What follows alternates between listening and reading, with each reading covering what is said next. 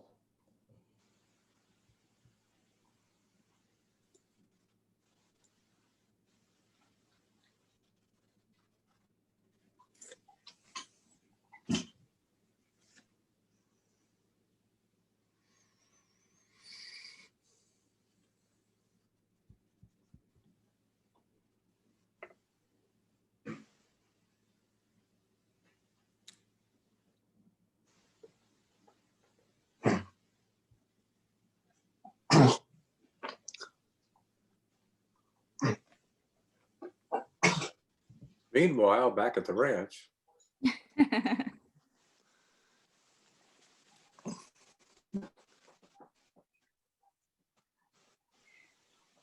No, Jason, you're on the river, remember? That's right. I wish.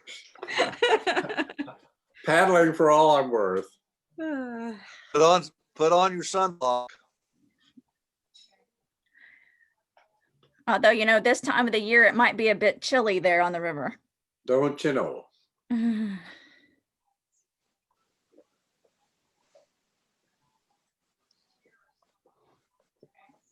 Mickey, will you let me know when I need to start the announcements? I will certainly do that. Let's see here. We do have quorum. Let me work with Mr. LaHue here and let's see if we can get him in PrimeGov and then we'll be ready, okay? Mr. LaHue, were you able to get to the sign-in page? Yes, I'm at the sign-in page, but I'm not checked into the meeting here. I'm trying to figure that out. Okay, so are you on the dashboard? Let me.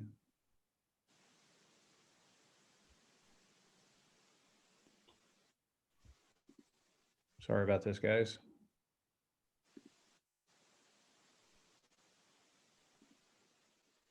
Okay, so I'm at the meetings. I'm looking at the meeting, but to check in, I'm at the. All right, if you'll click meetings and committees at the top. Okay. And click live meeting. All right. It will ask you to log in again, or just select, if it goes straight to the list of meetings, select the meeting out of the list. Okay.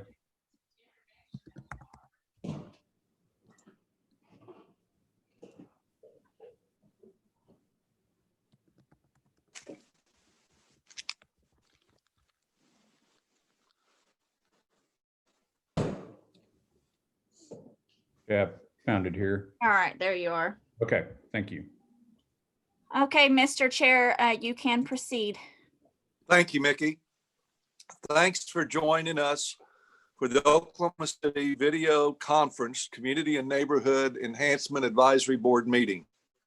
As you're aware, during this time of emergency in place during the COVID-19 pandemic, in compliance with state and local no physical location will be provided for this meeting. The meeting will instead be live streamed from remote locations. We want to remind everyone that you have arrived in our virtual meeting. We have muted your mic. We have a few announcements to make regarding the virtual meeting. If the video conference is discontinued at any time during the meeting shall be stopped and reconvened once the audio connection is restored. If communications are unable to be restored within 30 minutes, items remaining for consideration will be continued to November 12th at 10 a.m. via teleconference. Anyone wishes to speak about the public hearing or to speak under citizens to be heard, please call 405-297-2406 or email mark.mishu, M-I-S-H-O-E @o.gov. Speakers will be allowed 3 minutes to comment. When you call in, staff will be muting your line. Please keep your line on mute until you are recognized to speak. To unmute your phone, press *6. We ask all participants except the board members keep their lines on mute until they are recognized to speak. Board members will be allowed to ask questions or comment at any time during the meeting. Please remember that only one person can be heard at a time. If more than one person speaks, we will not hear you both. For anyone speaking today, including board members, please identify yourself when you begin to speak. The agenda and documents discussed in this meeting are located on OC.gov. I'm Hal McKnight. I would like to call our meeting to order. Thank everyone for being here. Thanks, Mickey, and everyone for helping us get to this place. First item is to approve the minutes from our August 3rd, 2020 meeting. This does require a vote.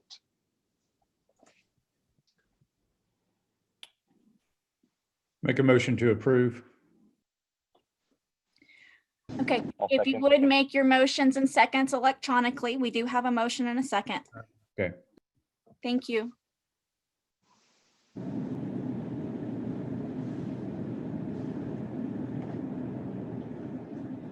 Mr. Dixon, how do you vote? Vote aye. Mr. Chair, do you have your voting buttons? Doesn't seem so. Did your second device go to sleep? No, it did, but it's back on. I got it back on, but I don't see a place to vote. All right, we may have to let me record it this time and then the next time it'll pop up. How would you like to vote? Aye.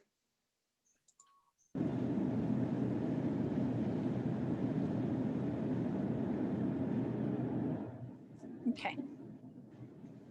Very good. That passes.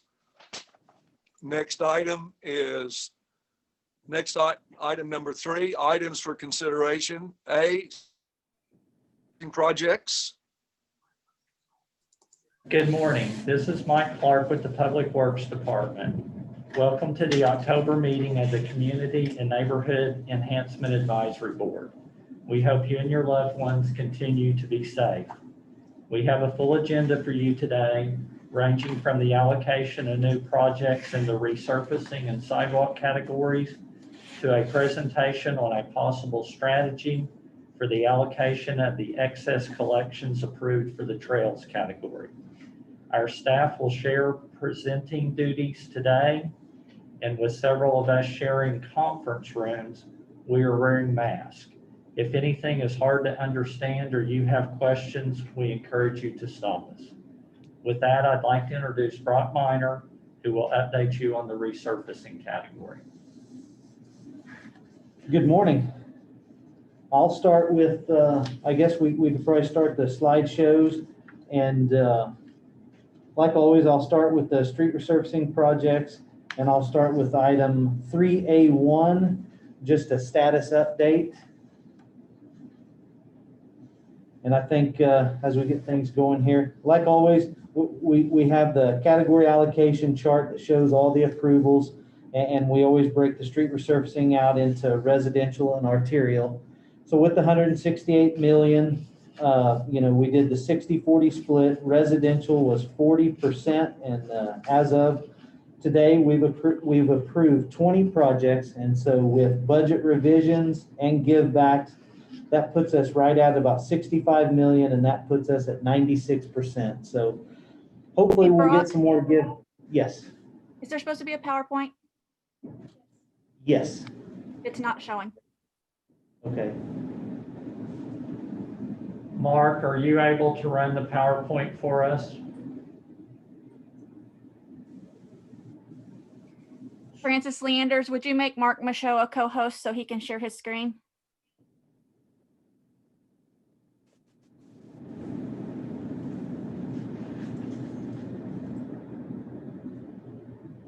Okay, Mark, try again.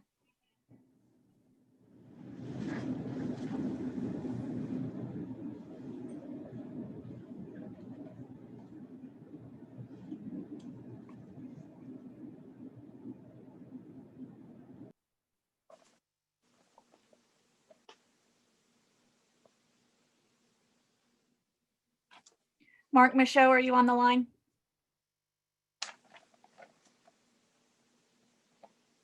Dude, it's in the file, Rob. It's under combined packet. I'd have to do that. Well, I can go grab it. It's probably gonna be easier to put it on a flash drive. And just stick it in there. I guess. Okay. As a part of everyone's packet, did they get the presentation? I could always scroll through the page numbers and let people know which slide I'm talking about. There we go. Mark's got it sharing now. Hey, terrific. Thank you, guys. You're welcome. And then, like always, I'll just keep going through, start with the status map here. It shows more projects in green. That means they're complete. We have, even the red is dwindling down, the projects in construction. And we only have a few projects that are in design that we haven't given out, and we're finishing design, and we should have almost all projects into construction and more projects complete. Kind of to touch back to the percentages, we're at about 96% on our residential projects. Arterial projects, this board has approved 112 projects with budget revisions and the givebacks, including the $9 million that was given back in August. That puts us at about 89%. And that kind of ties into my next item, which gives us an opportunity for some approvals. So if you'll go to that'll bring us to item 3A2. Next slide, Mark. Thank you. And this is the projects. The last time we had arterial resurfacing, we had a list of 18 projects that the board approved for $24 million. We used the prioritization method on that. And so we had the list of 18 that we got approved. And then we also showed the next 20 projects that the prioritization message showed. And because of the $9 million that we gave back, and allocations, we're able to go down to at least the next 6 projects. And that's the list you're looking at right there, those next 6 projects. And I think at this time, if we have some questions, we would like to try to get these projects recommended for funding.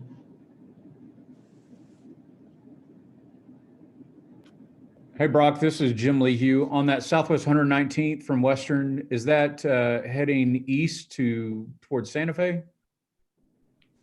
Correct. Yes, that's correct. And it's not a full mile. That's why that Right. budget is a little smaller than Right. the normal 1.6. Okay, thanks. You're welcome. Then Brock, this is Tony Carfang from Ward 2. With regard to Portland to May on Southwest 119th, I see that the Bike Walk OKC master plan calls for a trail there. Is there an opportunity for some synergy? We'll definitely look into that for sure. We haven't dug into all the specifics on each project, but if that's in Bike Walk OKC, we'll try to accommodate the best we can for sure. Thanks. You're welcome.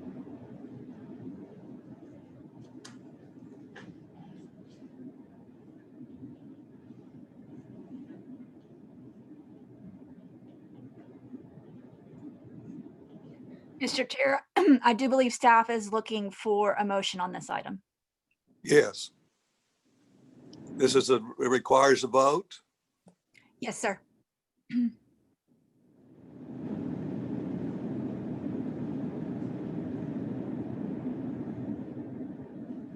Mr. Dixon, how do you vote? Aye. Mr. Groves, how do you vote?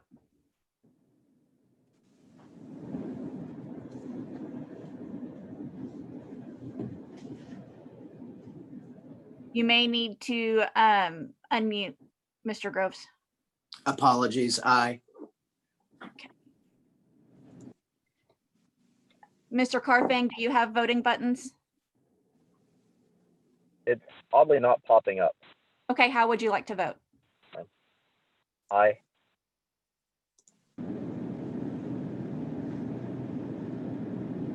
Very good. That item passes.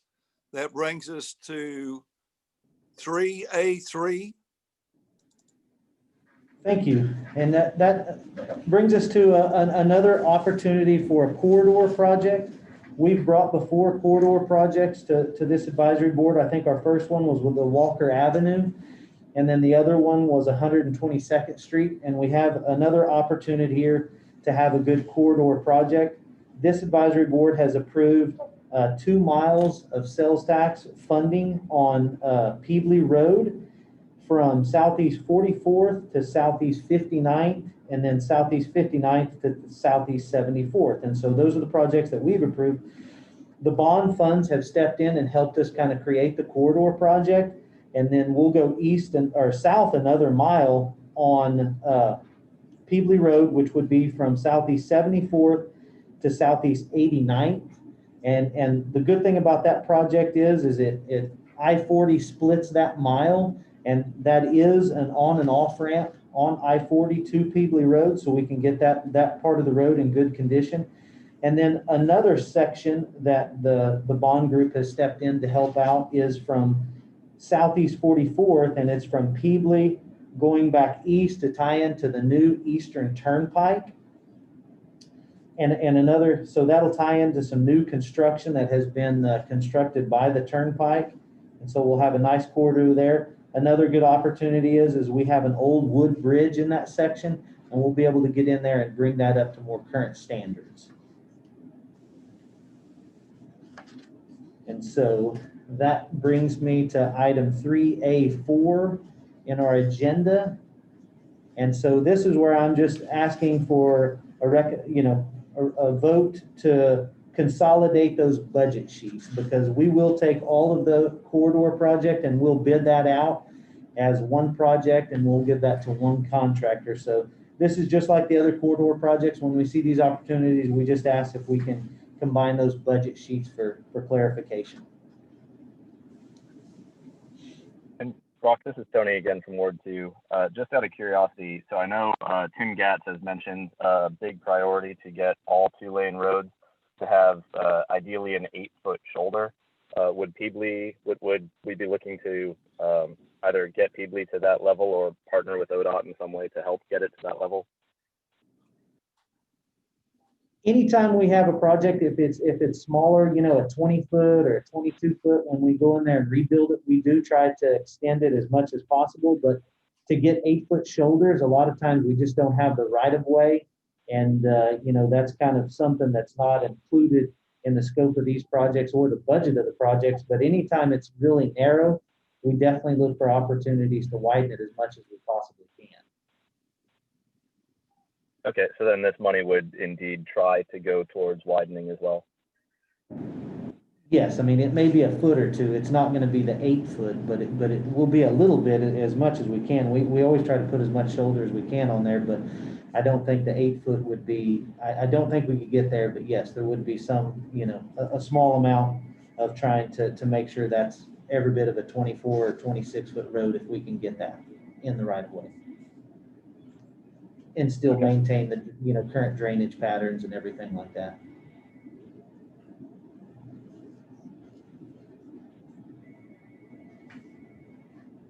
And then just sort of, I guess, beyond this project, could you refresh my memory how the processing and advising over the bond projects goes? I know there have been a number of bond projects regarding resurfacing or widening or bike infrastructure that certainly overlaps with us in terms of building a complete network. And so I was just kind of curious about the potential interactions that our committee might have with those various bond projects.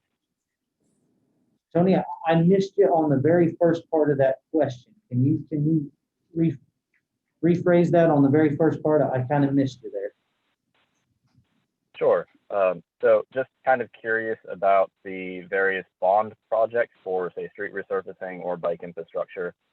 Since the entire goal is to build out a complete safe road network for all road users.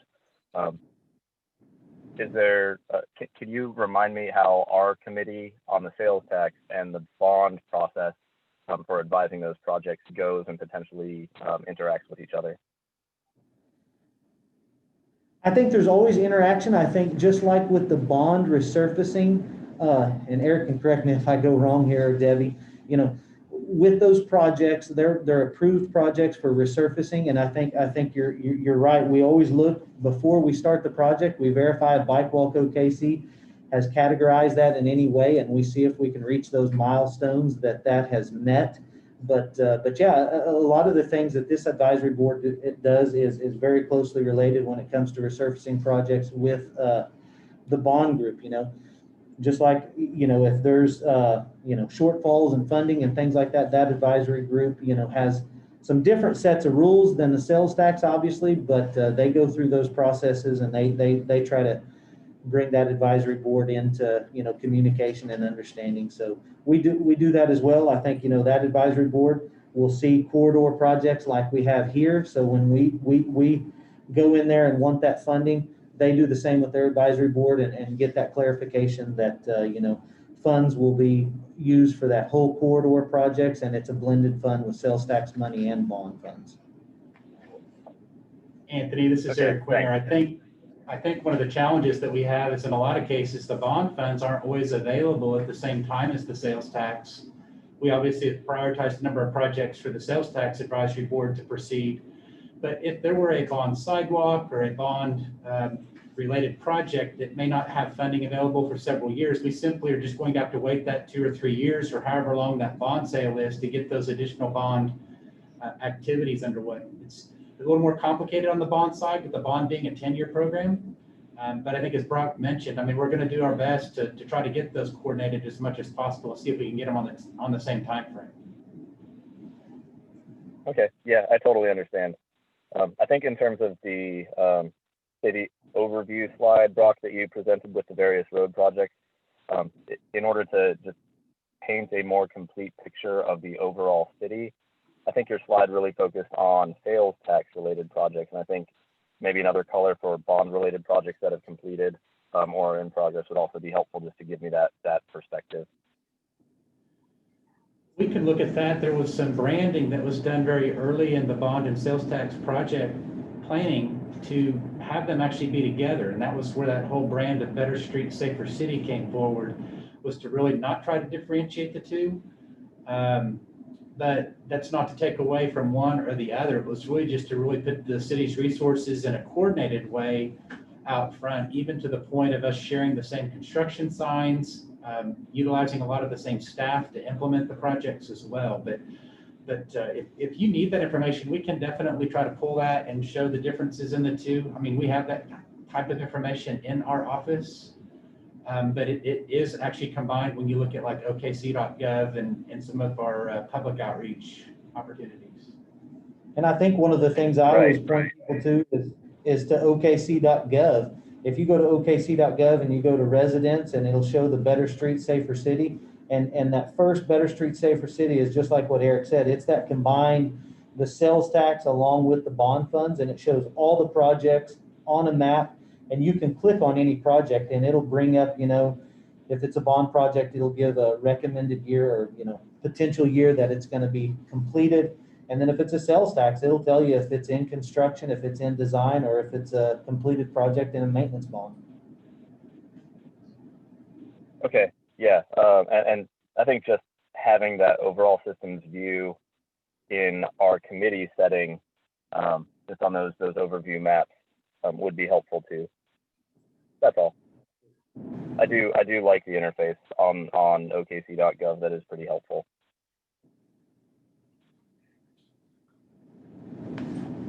Thank you.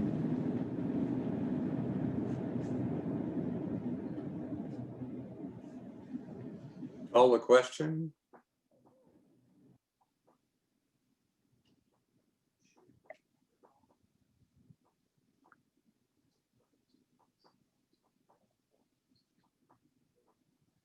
Were there any more questions on 3A4? If not, that requires a vote. Could we have a motion, please?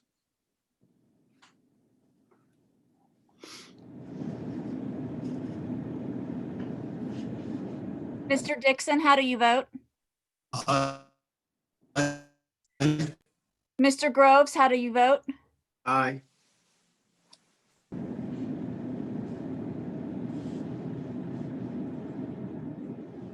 Thank you. That passes. Next item is 3B, street enhancement projects.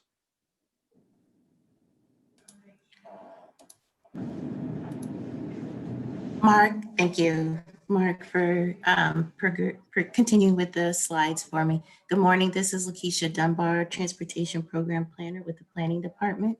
I will be starting with item 3B, street enhancement projects, providing you a status update this morning. Next slide, please. Before adding the $6.8 million from the excess collections, the allocations of the street enhancement projects were at 97%. Staff is continuing to work on recommendations for the allocation of the additional $6.8 million. And as a status update, I'll begin with the projects that are in most progress. And so they're not necessarily, this is not necessarily in the order of how the projects are listed on the slide. But starting with the Northwest 39th Street project, the project is 95% constructed. The drawings are at 95% construction, 95% complete. And we're targeting October council docket for authorization to advertise. And the construction is slated to start early winter. The 10th and Vermont project, a work order has been issued and a pre-work meeting was completed. And we anticipate a delayed start due to utility conflict. But we would say that the construction should start before the end of the calendar year.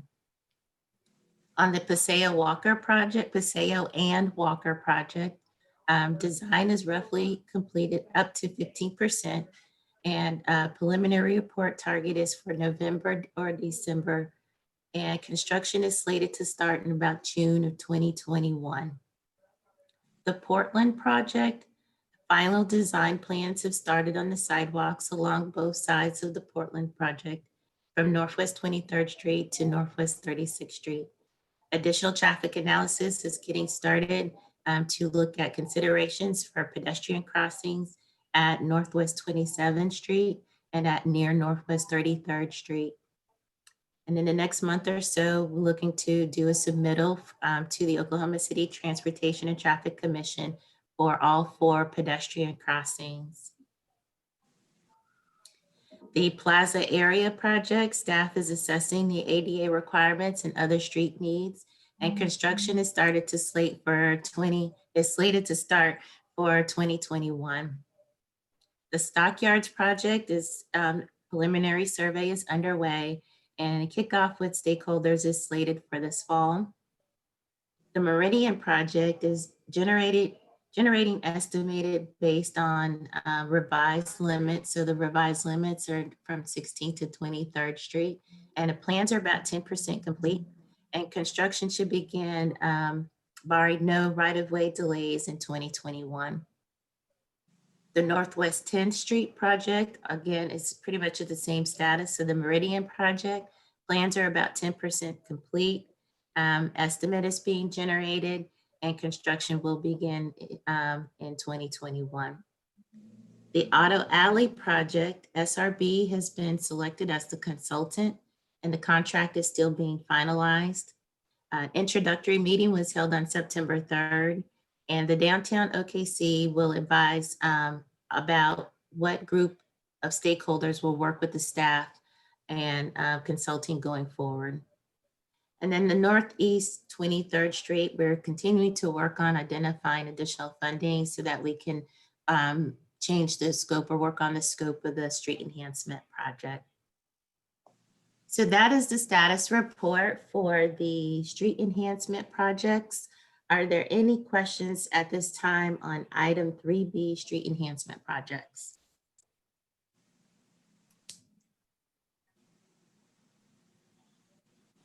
Okay. Hearing none, I'd like to move on to item 3C, sidewalk projects. And if you could go to the next slide, please.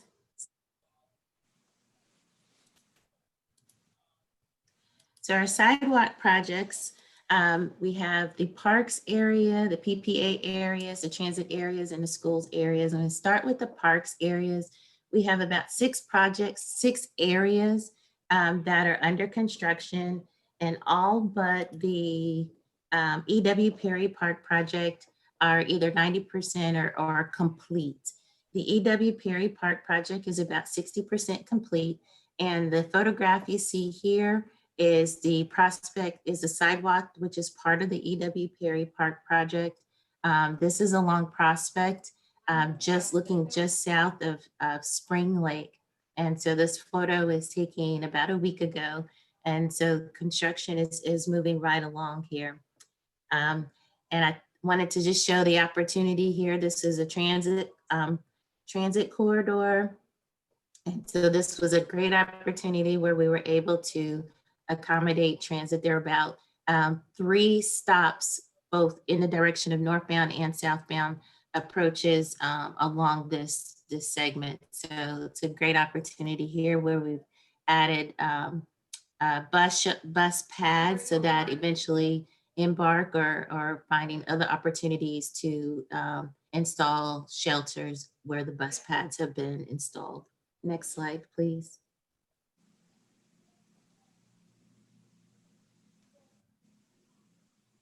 Next slide, please. And again, this is further north on Prospect. The other thing I wanted to point out here, I'm sorry, go back 1 slide, please. What I wanted to point out in that slide is the opportunity where we also have a school zone.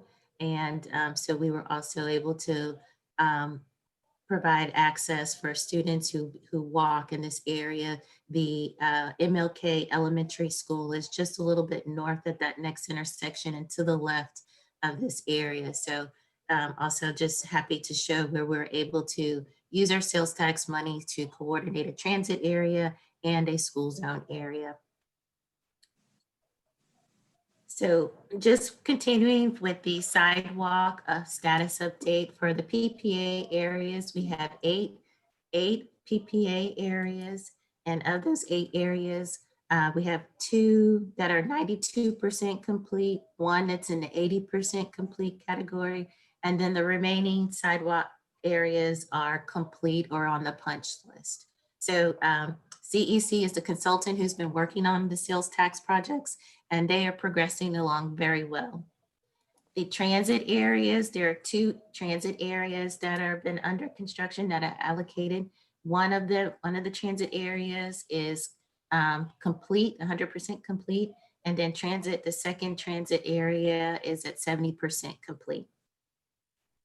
And then the schools category, we have 9 areas of schools locations, and 2 of the school locations are in about 65–68% complete. And then the remaining school locations are either 100% complete or they're working on the punch list. Next slide, please. And I'd like to take an opportunity to discuss where we are looking at trade-offs for sidewalks opportunities, and just to kind of give you a status on some of the interaction that we've had with the public. Here in this slide, I'm showing that we have the East Lake area. East Lake Elementary School area was one of our school areas that was funded. About 2 months ago, we received quite a bit of our call center received at least about 9 to 10 responses where the residences on the south did not want the installation of the sidewalk. So the consultants were out, they were installing the sidewalk. They had pretty much progressed with the installation of the sidewalk on the north side to collect the residences to the East Lake Elementary School. And so the residences on the south identified that there was likely a sidewalk to come, and they emphatically did not want the sidewalk to be installed. So staff has made the decision to not install the sidewalk on the south side. So what this has done, though, this has left an opportunity for available funding. And then at the same time, we actually got 2 requests for 2 other locations where residences were requesting sidewalk where we had no intentions to install the sidewalk. I don't have a picture here, but the other location is the South Lake Elementary School, which is about 2 miles away from the East Lake Elementary School area. We received a call that the residences there would like sidewalk to be installed. And so the city's process has been to ask the residences to coordinate with their neighborhood associations to make sure that there is a general agreement that they would like the sidewalk to be installed. And so for the South Lake area, we've received notice that the neighborhood association is pretty much in agreement. It sounds like they're in agreement to have the sidewalk installed for the request that they've made. And so we're coordinating the opportunity to potentially move any excess funds that were left over from the East Lake Elementary School to move to the South Lake School project. So we're working through the cost estimates of that and design and kind of the determining, make sure that there is enough funds available. And we will likely be coming back to the board to officially make that request. The Washington Irving Elementary School is also another project that we do have funding. And in the image you could see on, I believe it's, it says West Edmond Road, the yellow line that's going horizontally there. The request was made to install sidewalk there. And so again, we're coordinating with the neighborhood association. We've asked the residents to coordinate with their neighborhood association to confirm that the residences are in agreement for the installation of that sidewalk. And so we may be looking for either paybacks from the sidewalks or additional funding. And if they are in agreement for the installation of that sidewalk, then we will likely come back to the board and try to coordinate any opportunities to fund this additional location.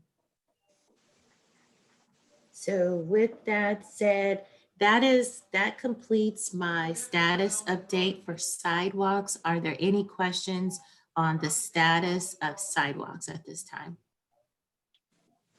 I have a question, Lakeisha. This is Hal McKnight. So on the East Lake Elementary School, will the sidewalk then be relocated to the north side of the street? So the sidewalk would be built to get kids to that school? Is that correct? Yes, sir. So the project originally included the construction of sidewalk on both the north side and the south side. And the goal was to allow to get the different neighborhood communities on both sides of the street as close to the East Lake driveways as possible. I will like to know, I believe this was also location at Mr. Anehu asked about before with the crossing, with the ped crossing concerns about there not being a ped crossing. And so that was also taken into consideration. But to answer your question, Mr. McKnight, yes, the sidewalk on the north side has been installed. And so the sidewalk on the south side is what's not going to be installed at this time.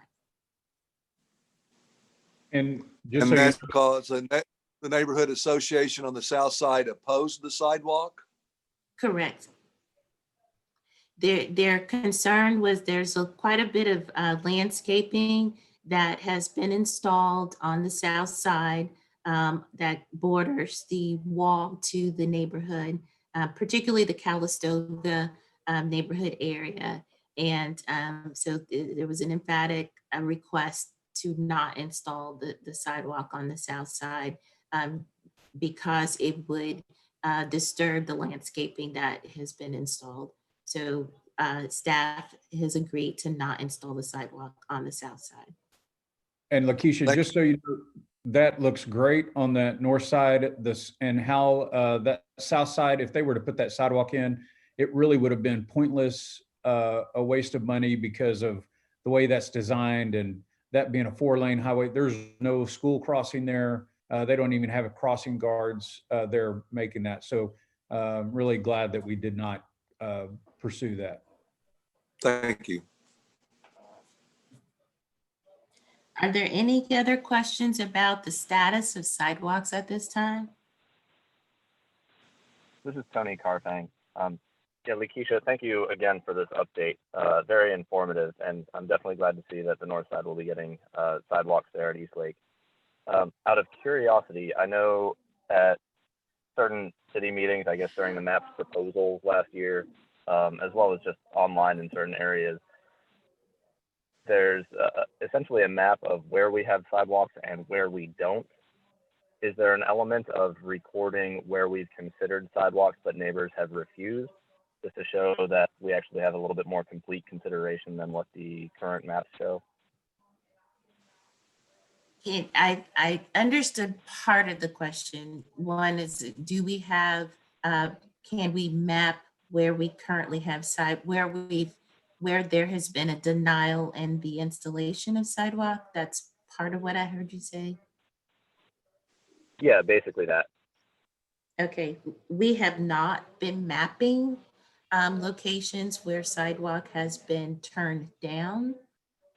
We do have mapping that shows, of course, where sidewalk has been installed and where there might be gaps, but of course, it's for the entire city and it's a very massive map, but we have not mapped where sidewalk has been refuted. Okay, I think that would be useful, as opposed to maybe a negative public perception of the city not being as active in building sidewalks. I think showing where they've been rejected would help show the case on how active the city is in trying to pursue a more walkable setup. Okay. All right. It may be a challenge for us to do that retroactively because we might not have kept track of all the locations that have been rejected, but going forward, we definitely can keep track of that and try to continue to map that. We may be able to capture a handful that have been rejected maybe within the last year, but anything prior to that, we would not have record of. Sure, I understand. Lakeisha, may I ask a question? I'm sorry. Lakeisha, on the 134th Street there, and I know the neighborhood association had an issue with the landscape, but was there ever a plan for a mid-block crossing there between the north side and the south side of Eastlake? Or was that something that may have been planned later on down the line? It might have been planned later on down the line. The original project did not include the cost or the analysis to install a mid-block crossing. We would have liked to try to accommodate that in the future.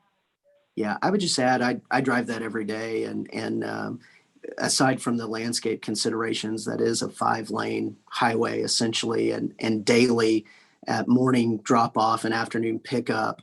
Traffic from where that first drive is on Eastlake that you can see on the picture, that whole right lane going westbound is backed up almost to where Tuscany Drive is. And I very rarely see any kids trying to cross the street there. It is a school zone, but the traffic volume without a mid-block crossing, I would agree, it doesn't make a whole lot of sense to have the sidewalk on the south side. And I will add that I think the sidewalks on the north side look fantastic, and they got those completed really quickly. And I do see kids using them, so that's great. Okay. Thank you. Are there any other questions or comments regarding the status of sidewalks at this time? Yeah, this is Tony again, and this might be a little bit off topic and maybe more of a Mr. Wenger question. So those neighborhoods on the north side are built as developments with cul-de-sacs, and there's no, say, cut-throughs or alleyways from those neighborhood streets directly to the school. I've seen cut-throughs incorporated in subdivisions in other cities, and it's really helpful in creating safer accessibility. Out of curiosity, are there other developments in Oklahoma City that are following our historic designs of not having cut-throughs, or are there any developments that are incorporating cut-throughs? Is it purely up to the subdivision developer, or does the city have a way to help influence that walkability? Tony Butler. Yeah, we do. And for new development, one of our policies is to connect wherever possible. And so we try and have subdivisions connect to each other and to connect to neighboring schools. So, you know, if this were to come through today as a new subdivision, we would require a pedestrian connection to that elementary school for sure. That's just that's standard practice now. And Okay, good, thanks. this is Jim on the East Lake. There is a cut through on the north side of that from that neighborhood. I don't think there is one from Vintage Farms other than going out to 134th. There is a sidewalk there, but there is a cut through on the north side of that property. And Okay, I'd good to also like to say, I believe there's a cut through coming from the neighborhood on the west side of the school. We reviewed that because the installation of sidewalk was to include a little bit of internal connectivity, and there's already I believe there's a connectivity from the neighborhood immediately to the west, but I'm not sure about the one to the east.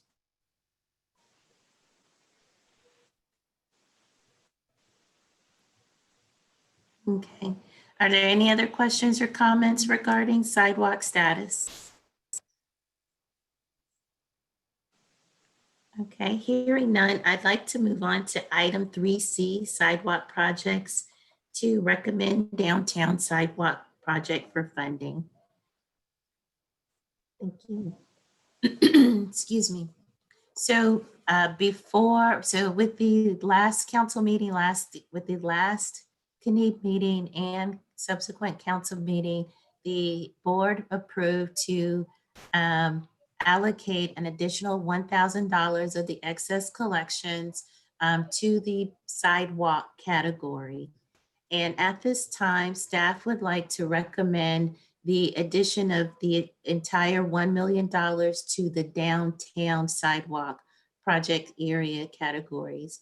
As an update, the first 24 segments of sidewalks that were identified to be done for the downtown area were pretty much funded with the original $1.2 million. And that's the list that you see on the slide on the left.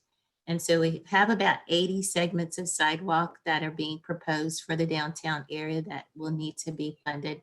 And because the $1 million is relatively small when we're talking about the installation of sidewalks, the staff's recommendation is to allocate the total additional $1 million to the downtown category. And what that would get us is about an additional anywhere from about 1.8 up to about 2 miles of additional sidewalk for the downtown category. So with that, that is a recommendation from the staff. And at this time, this is an action item. One question, Lakeisha, this is Tony again. So all of these proposed projects are adding new sidewalks, is that correct? Correct. It's either adding new sidewalk or making sure that their existing sidewalk is ADA compliant. Okay, good.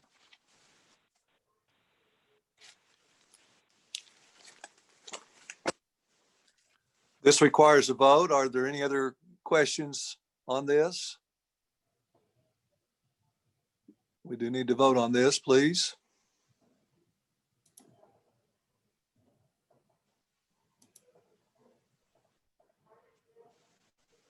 Mr. Dixon, how do you vote? Aye. Mr. Groves, how do you vote? Aye. Mr. Carfang, how do you vote? Aye.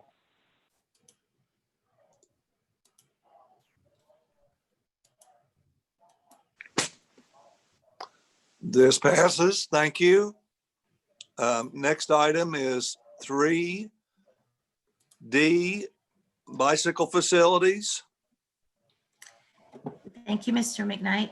I will continue with the item 3D bicycle facility status update. You can go to the next slide, please. With this status update, I'd like to say we are excited to announce, well, one, that September 25th was the city observed Bike to Work Day, and it was a great opportunity to coordinate the announcement of the installation of our first protected bike lanes with delineators, and that is on General Pershing, and particularly our phase 1 of General Pershing project. So on the 25th, well, the week of the 25th, there was quite a bit of PR, media PR, and staff participated and coordinated, also with council representation. So we were excited to announce that, and hopefully you all have seen the installation of the protected bike lanes on General Pershing. So that project is about 80 to 90% complete.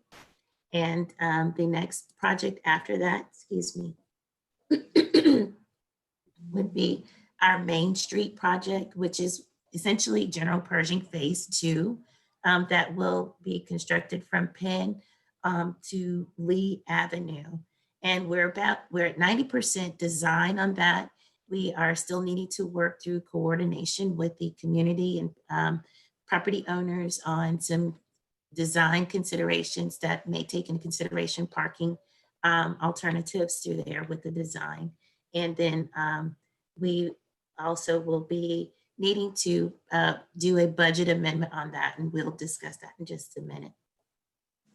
The Walker Avenue project is about 60% complete. The construction is about 60% complete. The paint has been installed, and I believe the next step is to also include the delineators. Again, this is a reminder, the project was not originally funded through sales tax, but this is one of those projects where we took an opportunity similar to what Mr. Carfang was asking about earlier, with coordinating the overlap of a resurfacing project with the opportunity of installing bike lanes where Bike Walk OKC called for a bike facility. And so, so that's why we continue to report on that project during the sales tax meeting. The next projects are the Lottie Avenue project, the Spring Lake project, and those are about 95% complete, design complete. And we will be looking to also have to come back for a budget amendment on those projects. The 25th Street area project, the plans are about 50% complete. And then the Villa North and Villa Central projects are on hold. The Villa North project will go for, will be advertised for design.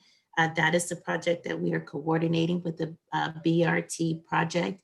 And so it was originally going to be designed in-house, but because it will be matched for the federal funds, it will have to be the design will have to be advertised.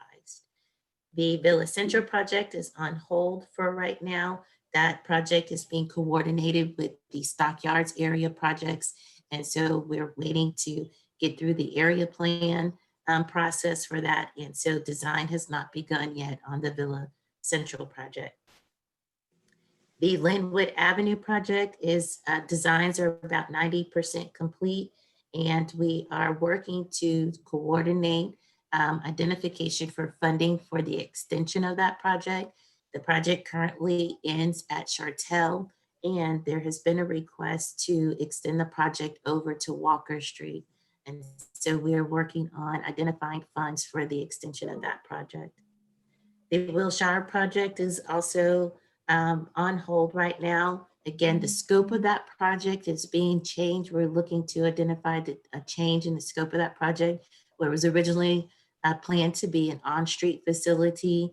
And we have a desire to make it a bike trail facility so that it will connect an existing trail that is along Wilshire to the new, the pedestrian bridge that will be installed at the intersection of Wilshire and Northwest Expressway.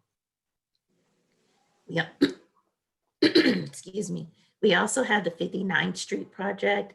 That project is about 25% designed, and that project received SDBG funding with the last call for funding. And so we will be coordinating design of that project and having to go through the ODOT review process because it is now receiving the SDBG funding.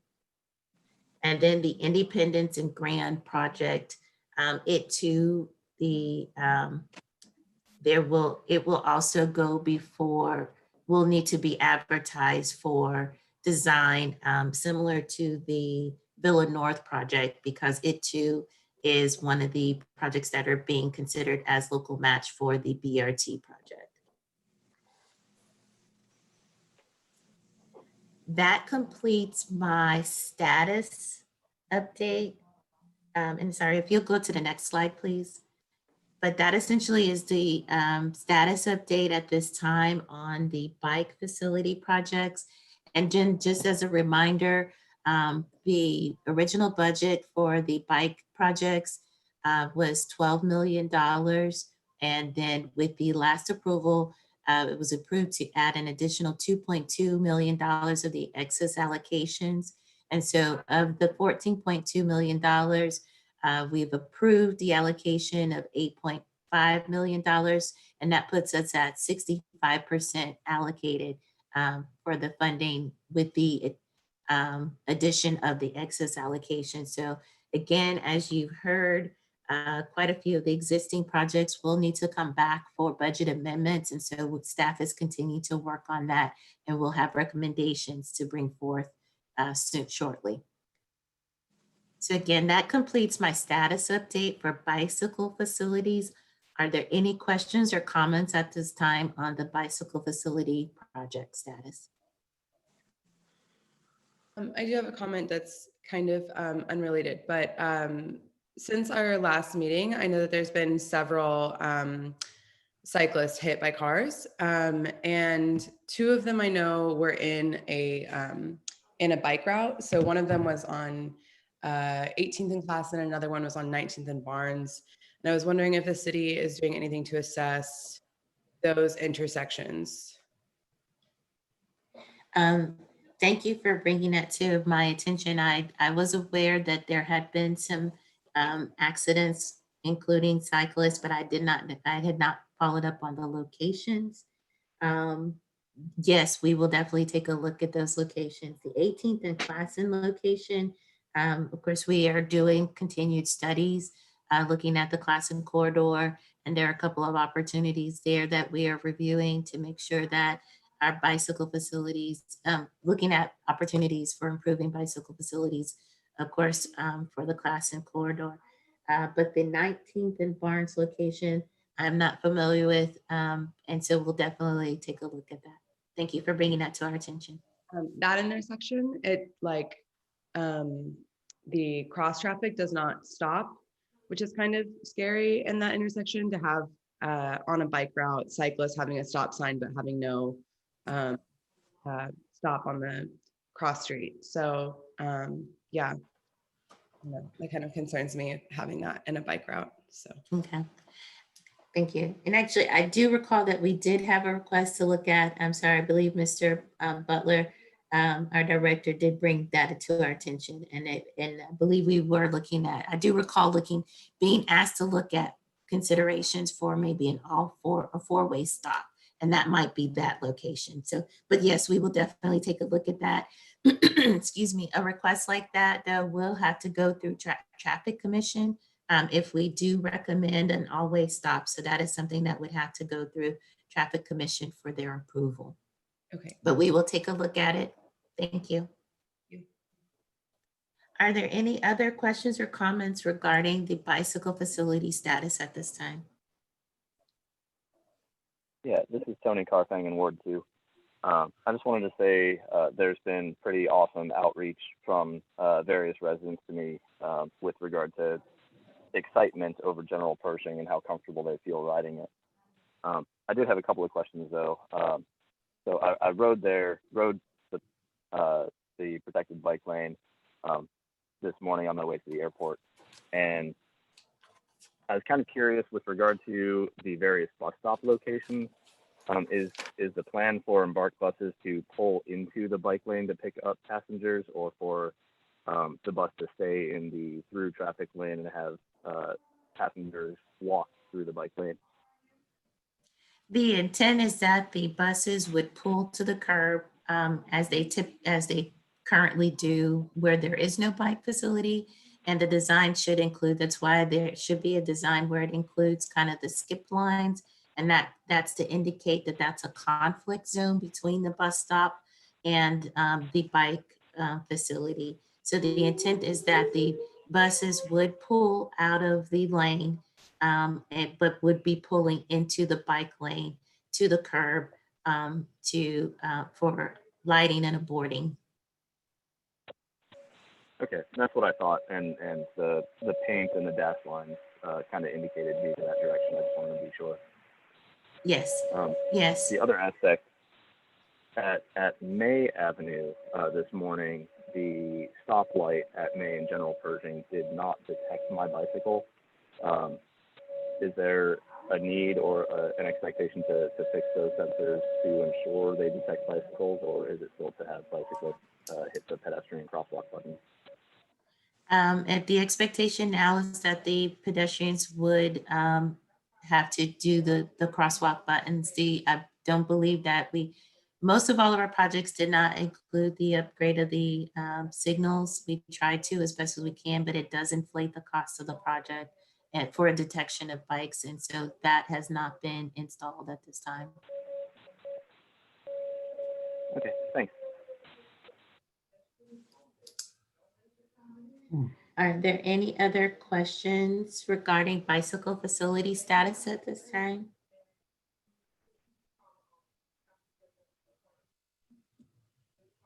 Okay, seeing none or hearing none, I'd like to move on to item 3D, bicycle facilities, to recommend General Pershing budget revision. And so as we discussed earlier, a majority of our projects are needing budget adjustments. The General Pershing project, as you saw, is about 80% complete, but it also includes phase 2 that we have not started yet, which is along Main Street, starting at Penn and going east to Lee Street. And so to complete the project, we are asking the committee for an additional $200,000. And this is to accommodate the resurfacing needs that for the project. The conditions are poor for resurfacing through here. And also to the costs, again, were inflated due to the installation of the delineators. So at this time, we are asking for an additional budget of $200,000 for the General Pershing project. And this is a recommendation from staff. Oh, go ahead. So just to clarify, because the city doesn't own the right of way over the railroad that crosses General Pershing there, this extra $200,000 would not cover resurfacing around the railroad tracks. Is that correct? That is correct. Any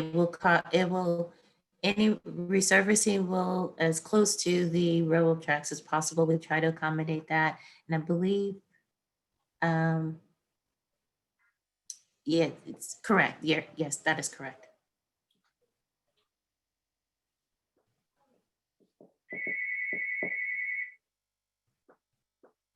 Are there any questions regarding the recommendation? So this is an action item.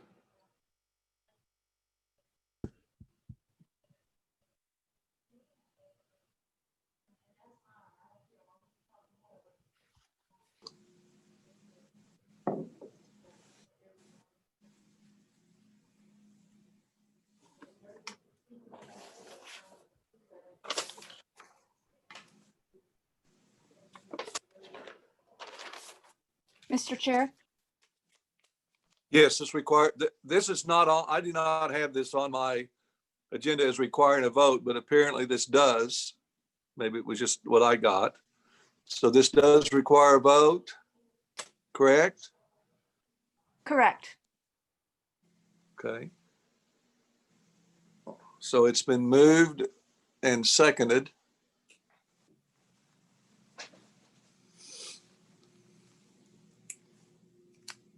Mr. Dixon, how do you vote? Aye. Mr. Groves, how do you vote? Aye.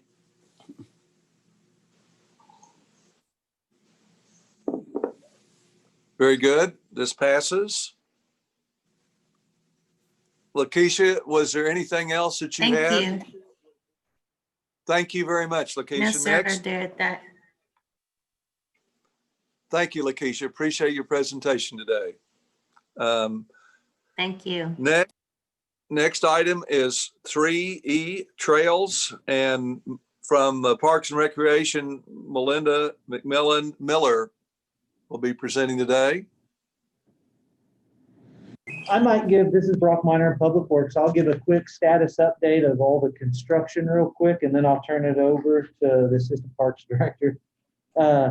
As you know, Burt Cooper's complete Overholster and the Hefner to Overholster Trail are substantially complete, and we're just finishing punch list on that.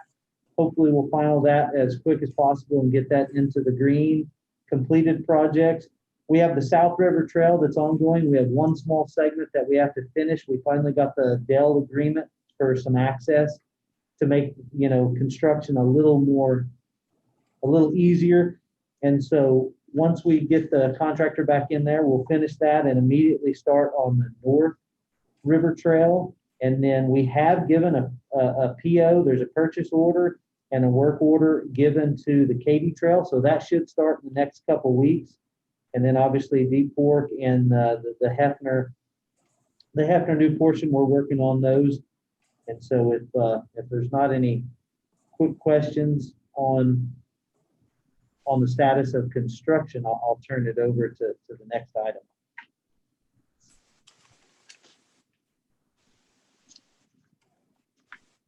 With no questions, I'll turn it over to Assistant Parks Director Melinda McMillan Miller. Thank you, Brock. I'm Melinda McMillan Miller, the Assistant Director for Parks and Recreation. I wanted to walk the committee through the Deep Fork Trail phases. This is really the first time that the committee has really seen the full-blown layout of how the Deep Fork Trail has been designed. It also goes into showing how the Deep Fork Trail is funded and how those costs have been broken out. So just to remind the committee, the Deep Fork Trail is one that completes the loop around the city.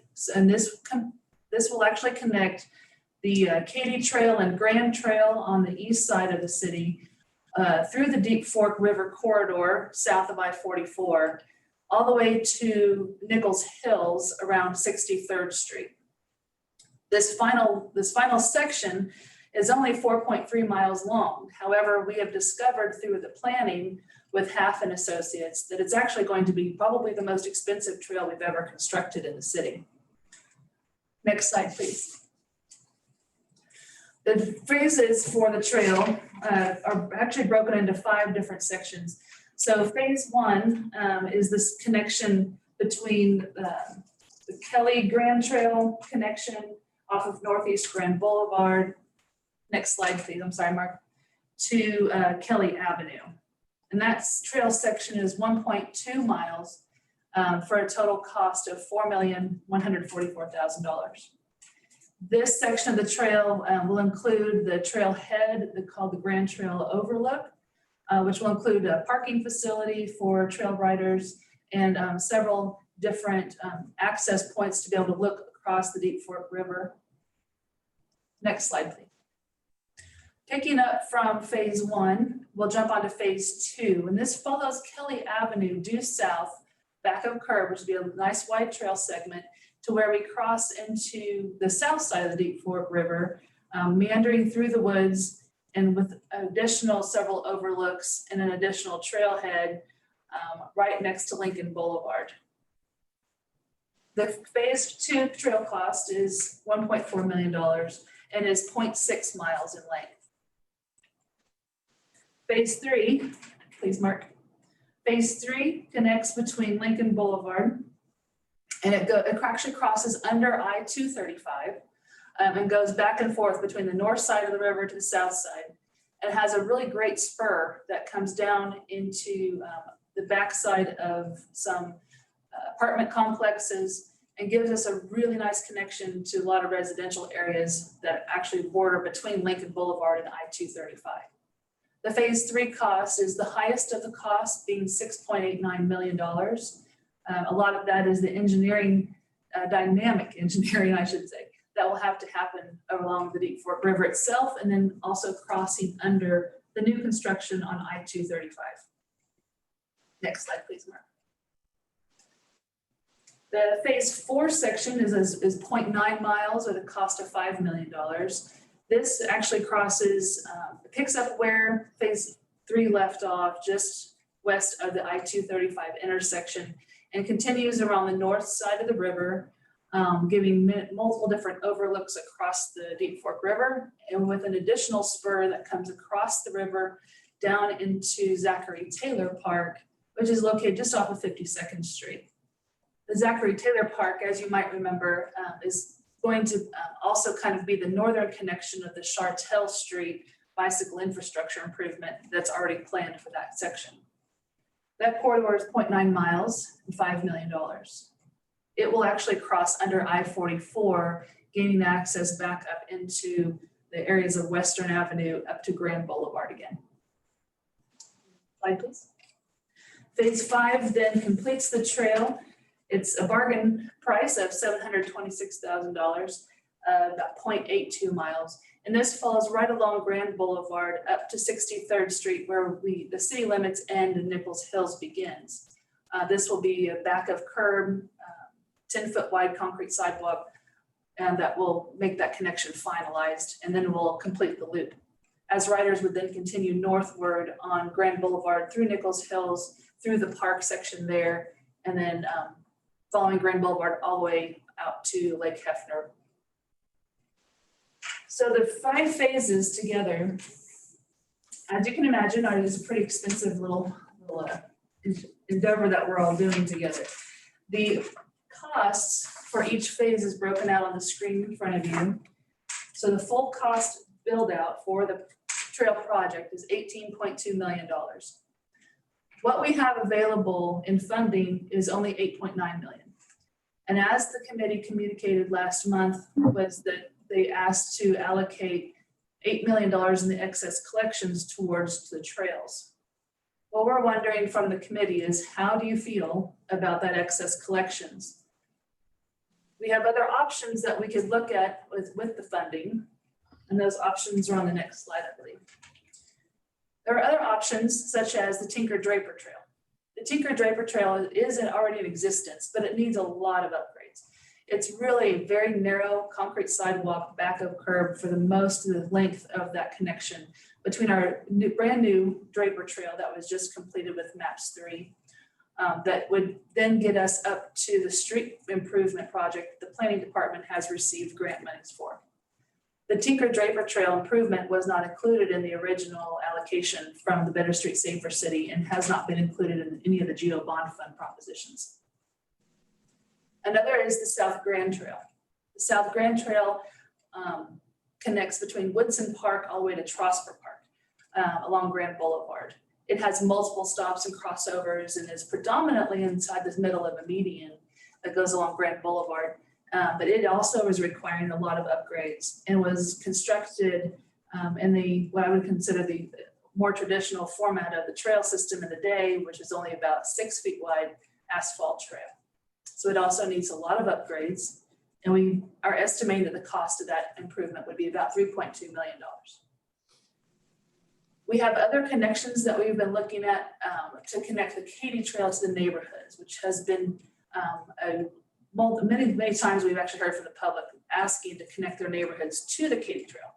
If you are familiar with Katy Trail, it's often elevated or much lower, depending on where the section you're at, from the surface streets and from the neighborhoods. And so accessing that trail is pretty difficult unless you are at the most north or south terminuses of that trail. This would offer some connections from 10th Street and 23rd Street, with the cost ranging from $100,000 to $600,000. So as you can see, with the different allocations of the funding, we can either pretty much complete the Deep Fork Trail section with the additional $8 million. We would have a deficit of about 1.3 million, but that is well within the contingency of the budgeted plan for the construction of the project. So we do feel fairly confident that we will be able to complete the connection for Deep Fork Trail with the excess collection. However, if the committee has concerns about that, we do have some options that we would like for you to consider. With that, Mr. Chairman, I would take some questions if you have any. Yes, thank you, Melinda. This is Hal McKnight. I think the importance of the Deep Fork Trail, like so many, is really a huge situation. It represents the missing loop for our city's multi-use trail system. And like Melinda said, it connects to the west by McGinnis High School to the Grand Boulevard Trail, and to the east to the Katy Trail, which definitely needs a connection. And this Deep Fork Trail has been promised to our citizens for many years. It was on the original master plan, so it's been a plan for 20 years. And the benefits of the trail, of course, would be for recreation and for health and wellness. Plus, this link would serve commuters to get to work, to get to shopping, and to get to other parts of our city. Additionally, it would provide a connection to all the communities and to destinations like the Adventure District out where the zoo is. It just seems wise to put this on next month's agenda as an action item in order to direct the $8 million to this multi-use trail to complete the master plan for the trails in our city, to the multi-use trails. And this is going to be a very dramatic, very important trail. Thank you. Thank you. Any other comments? Yeah, I have a few. Well, I think maybe comments or questions, actually, more so than comments. So based on what you all proposed and seeing that shortfall, which phases would be funded? And I didn't want to make the assumption it would go phase 1, 2, 3, 4, 5, 6 in order. Which phases would be funded, and from the standpoint of how you'd be able to go progress through this development of the trail or the construction of the trails, knowing that there is shortfall out there. So what does that actually look like if we were to move forward with what was proposed to put the $8 million there as far as getting trails constructed? Thank you for that question. The trails, we feel that we have built in a very healthy contingency into this project. Again, the engineering around the river itself, making sure that the trail is constructed correctly out of the floodplain to mitigate any damage to it. So we have actually added in about a 25% contingency into this project. So that 25% contingency is $4.5 million just in contingency alone. So knowing that we have a funding shortfall if we were to be awarded the $8 million excess collection, that funding shortfall of 1.3 million is very well within that 25% shortfall, or 25% contingency, I'm sorry. So we do feel confident that even with the excess collection being allocated, that we would still be able to construct all 5 phases of the project. If we were to though have to look at considering what we would have to cut back if the actual bids came back really high, much higher than we're estimating, then we would prioritize down from looking at phase 5, which is there along Western Avenue and to Grand Boulevard up into Nichols Hills. We would look at some of that, and then also probably look at phase 2. Again, it's one of those where we pick the worst of all 5 options. It's not in building one option where we would be very careful that we wouldn't have cyclists or runners isolated, that they wouldn't hit a dead end. So we have to be very careful that wherever those ending, the beginning points are of each trail segment, that we would make sure our riders and walkers and runners could get to the next point safely. Okay, thanks. So it sounds like phase 2 and 5, and I think phase 2 is the one that connects via Kelly, on either side of Kelly. That's right. That's right. Yeah. Okay, Phase 2 great. brings you from the east side of Kelly to that Lincoln Trailhead and overlook at Lincoln Boulevard. Right. Okay, thank you. So next, my other question actually related a little bit to that. So with the construction of the trail in the roadways, or I guess along the right of way or sidewalks where they exist, I think there's a little bit of sidewalk at Kelly, but not much. So would the construction of the trails there have any impact on the road or require any additional work done to the roads at Kelly, and then maybe additionally at Grand, where the trails would primarily be constructed along the direction of the road? Well, I would defer that question to our Public Works Department since they are the street experts.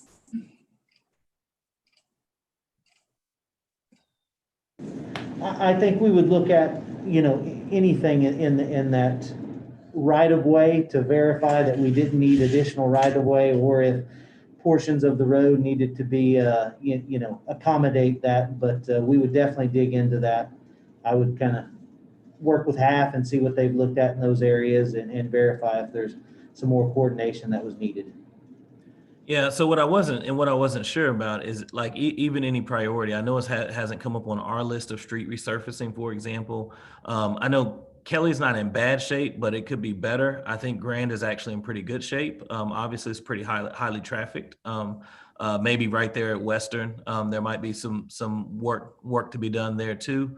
So that's kind of what I was curious about, is just what is the likelihood of that reconstruction where you're actually building the trail alongside the roadways? What is the likelihood of that coordinating with anything else to make that happen? It sounds like you guys haven't got a chance to evaluate it because we haven't said that we're going to move forward with all of this. Correct. Yeah, we would definitely look into that. I mean, if tie-ins and stuff are needed, things like that, we'll definitely try to coordinate those efforts and find funds available, to make that happen and make it a complete project. All right. So my next sort of question and thought is just related to what's been presented here. I mean, I think I have a keen interest. I'll make a couple of comments that will kind of lead to, well, no, I'm going to ask this other question first because it will help inform. So the connections, so you mentioned the connections to the neighborhoods as an alternative from Katy Trail. And so one of the things that's kind of, I was curious about is what would you envision the trail connections looking like? As opposed to say bike infrastructure and other things. So I know that, like, for example, there's bike infrastructure that is on the list. So it's in the plan for 16th Street, for example. I know there has been talk about some type of connection because the trail's overhead at 23rd, just the way that runs, and a couple of different thoughts about that. So what would we envision, or at least I guess imagine, because I'm sure you guys don't have anything specific, connections at 10th or connections at 23rd Street to look like for the Katy Trail? Mr. Thompson, this is Lakeisha Dunbar. I'd like to respond to that. Myself and working with Public Works staff and the consultant, the on-call consultant, have kind of taken a preliminary look at this connection, specifically the ones for 23rd Street and the one at 10th Street. And the one at 10th Street, Mark, if you would, could you progress the slides? Go, I think it's the next 2 or 3 slides. Keep going, please. Keep going. No, I think it's, no, okay, they were cut out, sorry. I think we originally had included some slides to kind of show the connections there. There we go. But that's it, right? Yeah. There, yes, there we go, thank you. So I know this is just kind of conceptual, so it's not really hard to tell, but to see exactly how we connect. I will start with the connection for the 23rd Street. We looked at that, a couple alternatives there. Originally, we were looking at doing a connection on the south side of 23rd Street connecting down. There's a lot that's currently vacant, but I think it was proposed to be developed originally at one time by a general store or such. The slope through there is pretty steep, and because the lot is relatively small, it looked like it was going to be a challenge of trying to accommodate the slope there. Staff has been in coordination and communication with the school district because they, I believe, own the property on the north side. And we are working to see if we could potentially get an easement on the north side to see if maybe we can make the connection along their property on the north side that would connect up close to the Miramar roadway. And that would be the connection down there. The slopes are probably a little bit more gentler, but there's much more vegetation also on that north side. So that may be kind of increase the cost of the project, but it looks like the opportunity may be more on the north side for the connection at 23rd Street. The connection at 10th Street, we have two options there. They would likely be on the east side of the trail and looking at a connection either going northbound on the trail and connecting, doing a connection that would slope down towards 10th Street. And so that's going northbound along the trail and connecting to the south side of 10th Street, or connecting on the north side of 10th Street, sloping, going up, continuing northbound up, and kind of behind the Edwards Elementary School. I think staff prefers to look at the south connection, the south side option. The slope might be a little bit easier to accommodate. There are quite a bit of trees there. And then also the potential for coordinating with the, hopefully coordinating with ODOT. We believe ODOT owns the property on the east side of the trail. And so hopefully we could get an easement there. So that's the conceptual plans for the connections for 10th Street and for 23rd Street. And I may have to ask Melinda for assistance on the connection at 16th Street. I believe we're trying to connect to the park. So it won't be immediately to 16th Street, but more to the park. And I'm sorry, I forget the name of the park. Melinda, can you help me there? Absolutely, happy to help. So we have a park, Creston Hills Park is located just one block north of 16th Street. And that park itself has a great, excellent connection to the Katy Trail. And that connection is already green space on either side of Miramar. Exactly. So we own that green space, the Parks Department does. So we have already started the preliminary plan of creating a parking and trail access right there. So if there are, of course, all the residents in the houses that are in that area would have very easy access to Creston Hills Park and then onto the trail. And then just mitigating, the issue with just we'll clear some trees and make a good trail connection to that park. So that one's a slam dunk. That one's ready to go. We are actually looking at using our additional park funds that we already have allocated for this project. So we're ready to go for that one. Before the end of this year, we'll have some preliminary plans sketched out so we can hand them to Public Works and see about moving forward with that project. And then, of course, we have other connections on Katy Trail existing, such as the Railroad Museum up by 36th Street, and then on up through the zoo and the Softball Hall of Fame area. Yeah, so thank you for that. That's actually more feedback than I was anticipating. So as usual, which is a good thing. I mean, I don't mean that I wasn't being funny, but so I appreciate actually the depth of sort of thought and effort that you guys have put into this.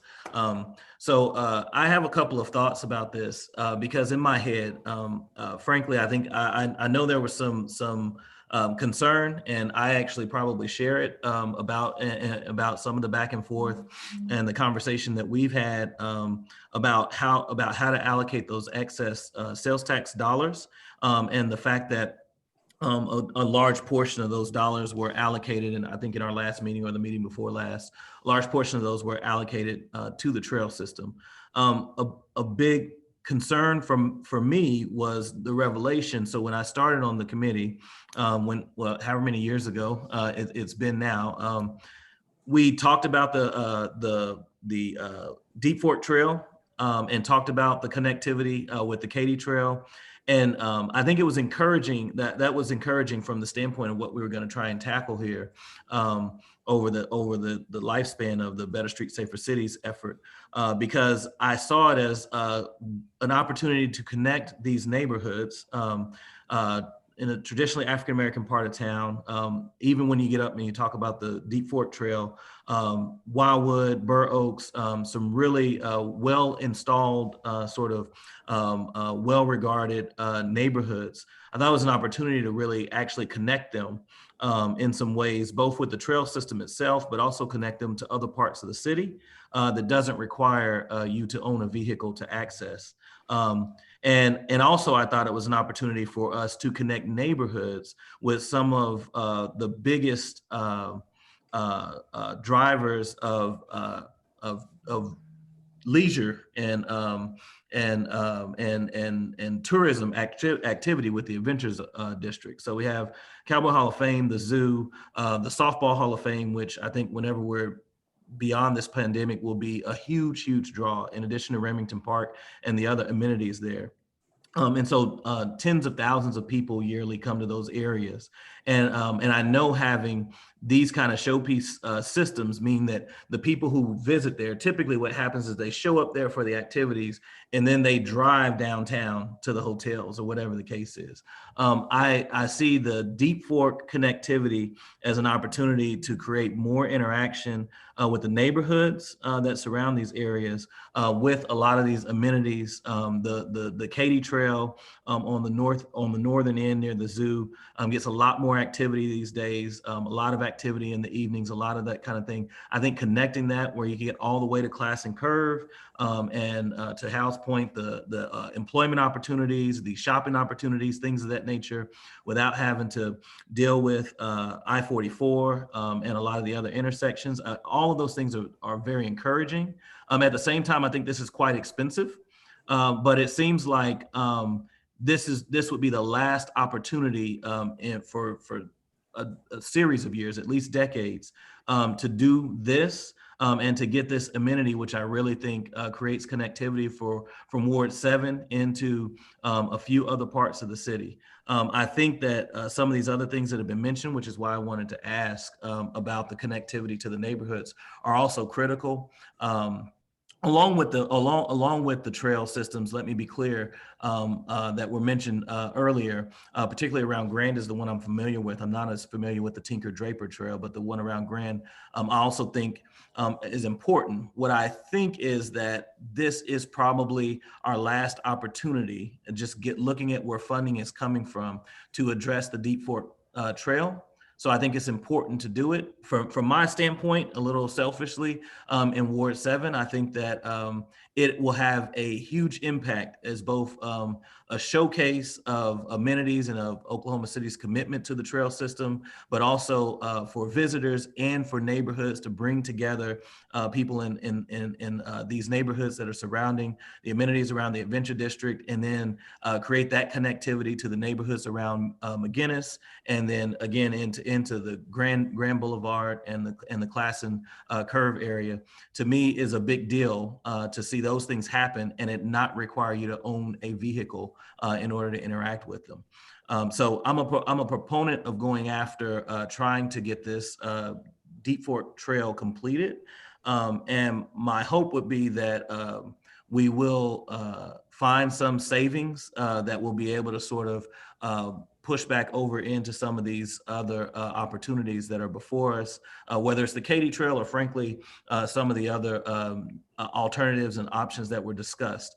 I also think that in regards to the Katy Trail, and I'll also say this, just being familiar with it, that there will be other opportunities to support both the park system and public works on creating connectivity. I think MAPS 4 will present some opportunities there. And then I know there's a lot of community interest and even some economic development interest in creating those connections. So for a lot of those reasons, I'm really interested in getting the Deep Fork Trail completed. And then seeing what kind of savings we might be able to recognize to be able to dedicate to some of the other efforts that you all have presented here today. Thank you. Are there any other comments? Hal, I have a question, and I'm sorry if I missed this, but on the funding of the Deep Fork Trail project, that was a combination of bond funding and MAPS funding. Yes. Am I correct on that, of the 18 million? That's correct. Yes, we have 2007 GEO bond funds. And then we also have a grant from ACOG that contributed funding to this as well. And then of course, the original allocation from Better Street, Safer City. Yeah. And thank you. And the only comment I would add is I'm excited that this is happening, but this is just more for city staff. And I know officials and representatives will change in the years to come. And so this is probably a waste of time, but I know one of the biggest objections about creating connectivity throughout the city, whether it's sidewalks, trails, whatever, is that sometimes to do that, it's a large cost. And I think with this project, we're demonstrating a precedent that we're spending $18 million on 4 miles. And so I hope that city staff keeps that into consideration in the future, if we talk about extending trails or sidewalks or bike infrastructure into South Oklahoma City, because that's one of the biggest objections I hear consistently is it's going to cost a lot of money to do that. And it's got to be done over time. And there's still work to do in terms of connectivity in Northeast Oklahoma City as well. But I just hope that that's no longer an issue going forward, that we don't say, well, $20 million is a lot of money to do that. We could get a lot more bang for our buck doing smaller projects all over the city, because although this is a worthy project and it's great and it's going to create connectivity, we're spending a lot of money on 4 miles. So I hope in the future that if there's opportunities to expand outward into Ward 3 and 5 specifically, that cost isn't going to be an issue as to why that doesn't happen. Agreed. And one thing that we were noticing with the 2007 GEO bond, of course, it's 2020 now. So with a lot of our 2007 projects, just because of the way that, the timing of how funds were raised and through the tax, it was where the estimates for this project were made in 2006, 2005. And so just the escalating cost of things. And then when we really get into the engineering of it, it is a very expensive trail. So yes, I agree with you completely, Mr. Groves, that the investment in those connections is extremely important. And it does take a lot of money to make nice things, unfortunately. So, but I think that in the long run, if that is the committee's wish that we invest in this trail, then I think that everyone will be very pleased with the outcome. Thank you, Melinda. Are there any other comments from board members? Yeah, I'd like to say that I love this loop around the city. I think it's so unique and so cool. And I love this design for the Deep Fork Trail. But I would like to point out what the current alternative is to it, because I did this loop about a month ago, and without having this Deep Fork connection, you have to ride from Grand Boulevard like all the way to Katy Trail on 63rd Street. And it's a 4-lane, 40-mile-an-hour, no infrastructure road. So if we don't do this project, that is going to remain the alternative of where you have to ride to do this full loop.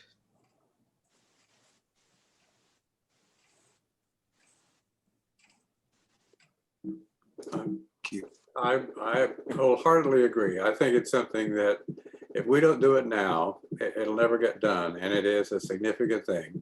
I think in its own way, it's like developments downtown that we marvel at now that we got done.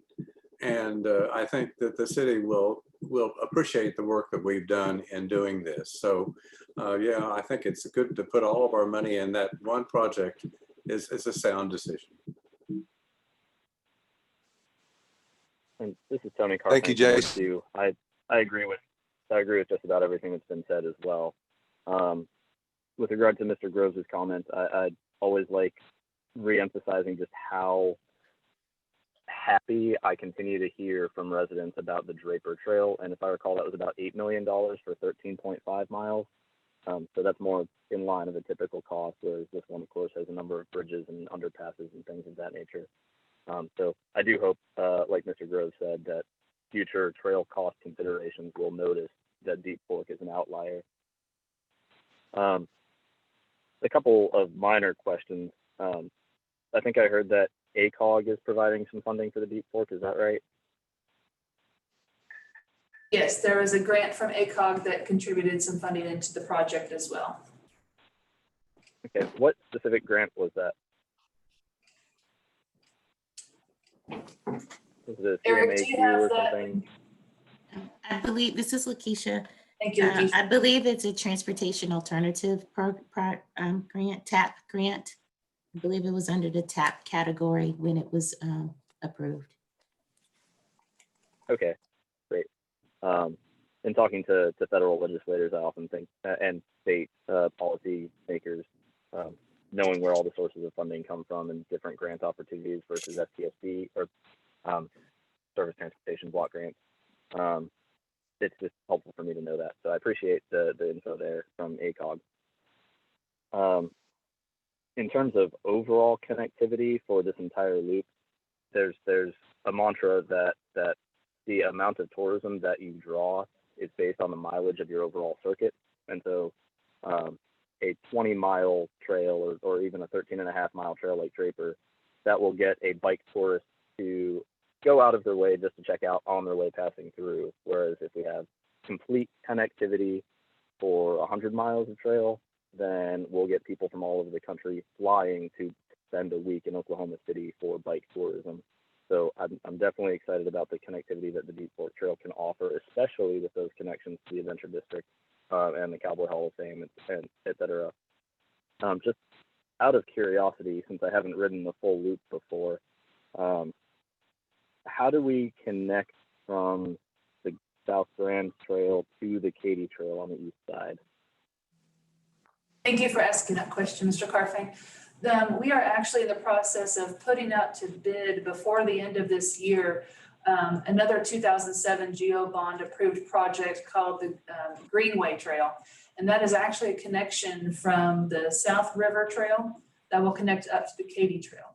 And then within that project are the little connections, little bits that will connect the Eagle Lake Trail, the Tinker Draper Trail, and then on to the South Grand Trail, all to this one nexus point on the Greenway Trail. So that project is all funded, fully funded, and again, it's designed and ready to go out for bid before the end of the year.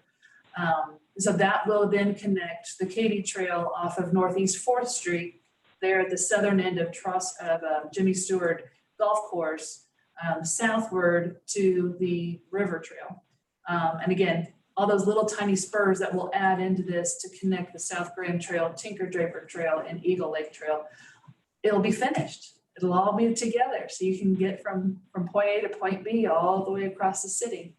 And then again, if we figure out the Deep Fork funding, then we're done. I feel like I could, take a day off. It'd be great. Great. Just to elaborate on that, just to make sure I've got the mental map accurate. So there's the River Trail that would extend past the First Nations Museum, is that right? And then That's correct. Mm-hmm. Continuing on the south side of the river up to Eagle Lake? Yes, up to Eagle Lake. And then the north side of the River Trail, there it will go through the connection there that currently terminates at the Boathouse District there in Regatta Park. The north side of the River Trail will be extended all the way to Eastern at the north side of the FAM. And at the FAM, everybody will turn and go north off of Eastern to connect to the north side of the river, and then continue along eastbound on the north side of the river up to 4th Street. And Mr. Carfang, I will send you a route map if you'd like, so you can kind of see how it's laid out exactly. It's kind of hard to explain without a map. And I've got one pulled up that I'm looking at as you're explaining it, so I appreciate it.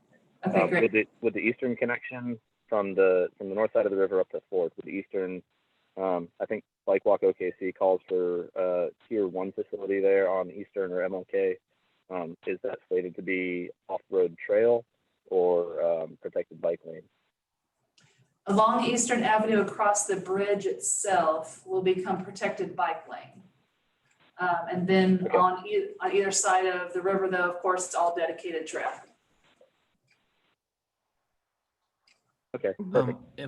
If I could interject, I would like to see that route Okay. map. I'm not quite as quick and versed in some of these things as Tony is.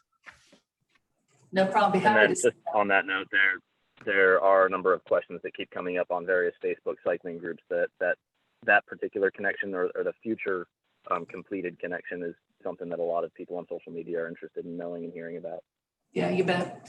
Knowing that we're going to be putting this out for bid soon, then we'll be able to, it'll definitely be out there for the world, of course, to see at that point in time. But we can definitely give you the preliminary, well, not just preliminary, it's pretty much their finalized routes for the project.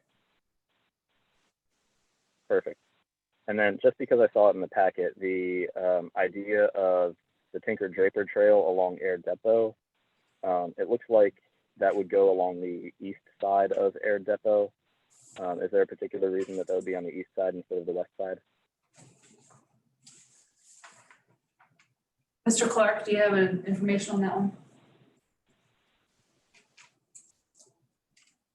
I think, Mr. Carfang, when we looked at it, it was just kind of a quick look, and the initial thought was maybe that side of the street was the easier of the two sides. But obviously, if this group or any other group moves forward with that project, then we would take a good look at that and make the appropriate determination. Okay, great. Very good. Any other questions for Melinda? Great presentation, great interaction. Thank you so much. Thank you. Next item is 3F, the implementation plan. Mike? Mr. McKnight, this is Mike Clark again, and based on the actions of the board today, the October implementation plan update will recommend the following to City Council. 6 new arterial resurfacing projects, 1 new arterial resurfacing corridor project, 1 downtown sidewalk budget revision, and 1 bicycle infrastructure budget revision. The implementation plan update also reflects the givebacks in the resurfacing and trails categories recommended by the board at the September meeting. The resulting increase in allocations is $2,044,661.51. If there are no questions, I would ask for your consideration on the implementation plan update. Thank you, Mike. This does require a vote.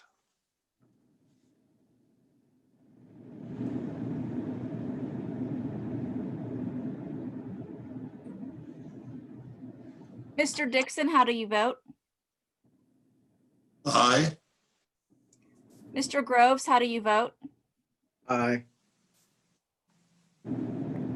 Chairman McKnight, do you have voting buttons? I did, but they're gone. I vote aye. Okay.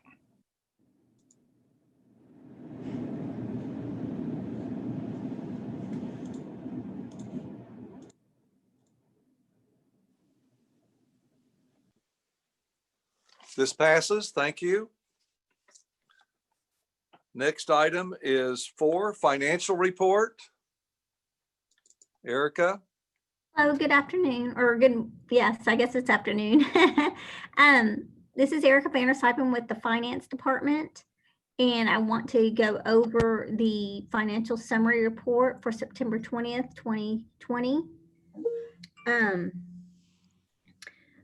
For the revenues, as of September 13th, we had total collections of $260,850,081. It's up just slightly, which is mostly in interest in any kind of reconciliations for the sales tax, since the sales tax has ended. We have current allocations of $231,265,765, and total expenditures to date of $613,753.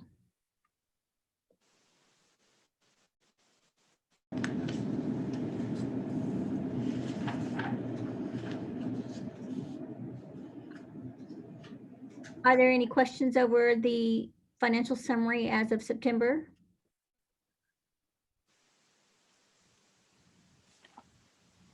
Okay, Mr. Chairman, we do need a vote to receive this. Yes, could we have a motion on this?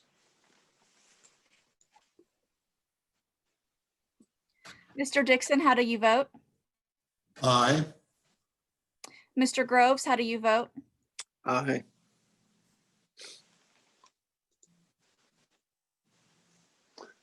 Motion passes. Thank you.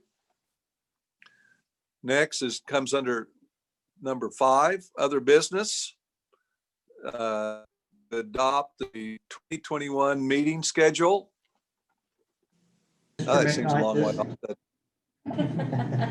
This is Mike Clark. A proposed 2021 meeting schedule has been provided for your consideration. We are able to follow our normal first Monday of the month schedule for 10 of the months.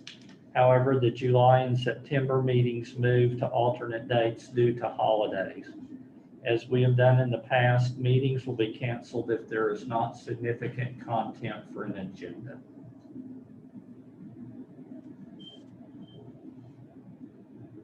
Are there any questions? Very good. This requires a vote.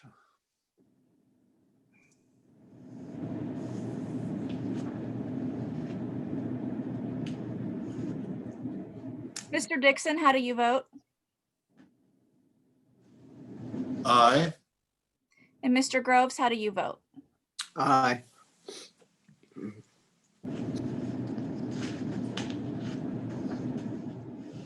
Very good. This passes. Next is 6, Director's Report.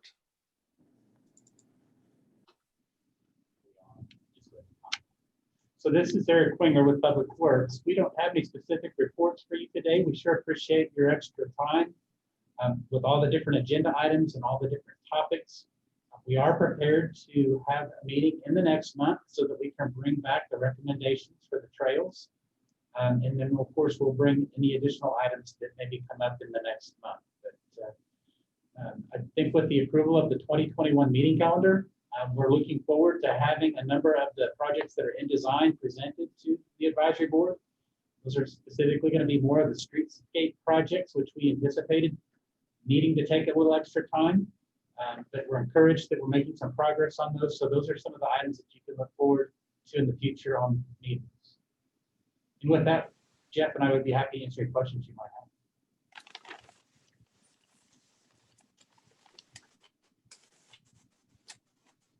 So I got one question, and I wasn't sure sort of exactly how it would be addressed because I think we talked about a couple of different things, but there were obviously, I think we talked about 2 of the excess collection allocations today. Is there any update or feedback on where the conversations might be regarding that additional allocations for the other areas? I think what you're finding today is that when we talk about street resurfacing projects, we have virtually allocated all of the available funding with some level of contingency. But as you've seen in the past, we've been able to complete many of those projects under budget. And so as those funds are returned to the pot, we will be bringing back additional projects probably in the next several months as we complete those resurfacing projects. And the same would go for trails and sidewalks as well. We're pretty confident with the allocations that were made towards the bike infrastructure that we can now complete a lot of the bike infrastructure projects that we've reported on in the past of having some funding shortfalls. But yes, I think, Sandina, we look forward to fully maximizing any of the unallocated monies to bring to the board for recommendation in those future meetings here in the next few short months. Yeah, this is Jeff. We'll also be bringing forward, additional recommendations for, how to utilize the excess collections, for the street enhancements and the other categories as well. There's just some work to be done to understand exactly how much will be needed for various projects. Okay, thank you.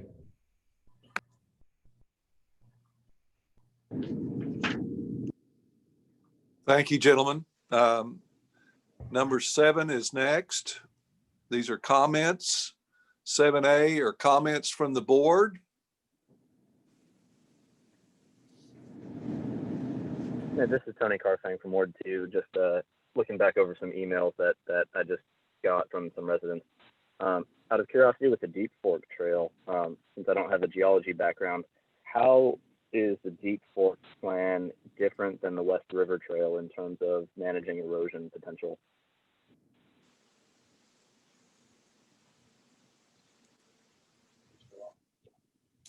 Anthony, this is Eric Quinger. We're hiring individual and independent consulting engineers to help with the analysis to make sure that any of the site conditions that need to be addressed with that trail are addressed properly.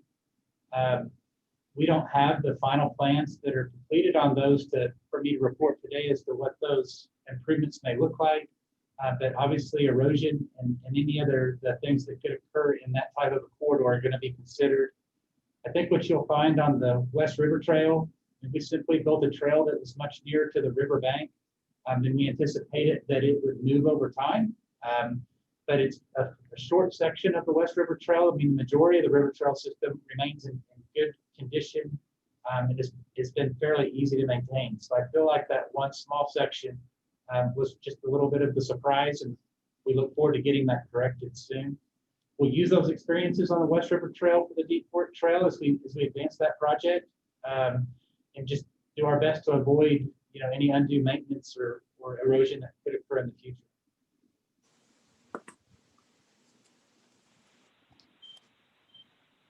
Okay, I appreciate that. One other interesting comment.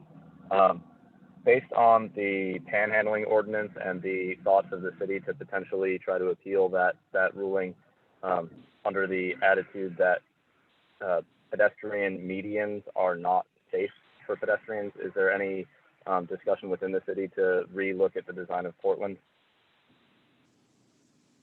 We haven't received any additional guidance from our city council.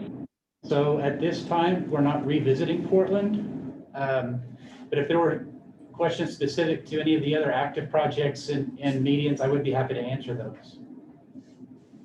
Oh, this is Jeff. I'll just clarify as far as the intent for those, when we propose islands of that nature, it's really, it's not intended that somebody stay in those islands. It's intended that they just use it as a, if they want to pause momentarily, they can, but it's really just a traffic calming device, and it's there for them to feel a little bit safer into cars and have a little more visibility. And if people want to, they can kind of utilize that space temporarily, like I said, but it's not intended for something that you would actually stay there for any, length of time. Okay, thanks.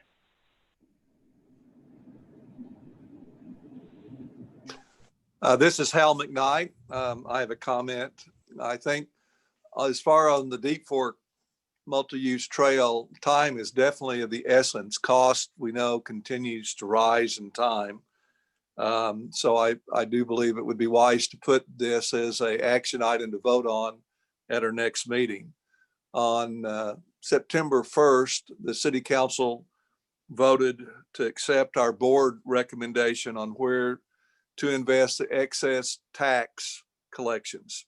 After serving on this board, I, like I'm sure everyone else on this board, realize how much time and hard work are required both by city staff and by board members. I'm very grateful for the City Council and their support in our board's decision. I think all this underlines how important this board is and the work that goes on and the partnership that we have with the city. Thank you. Any other comments from board? Comments from staff?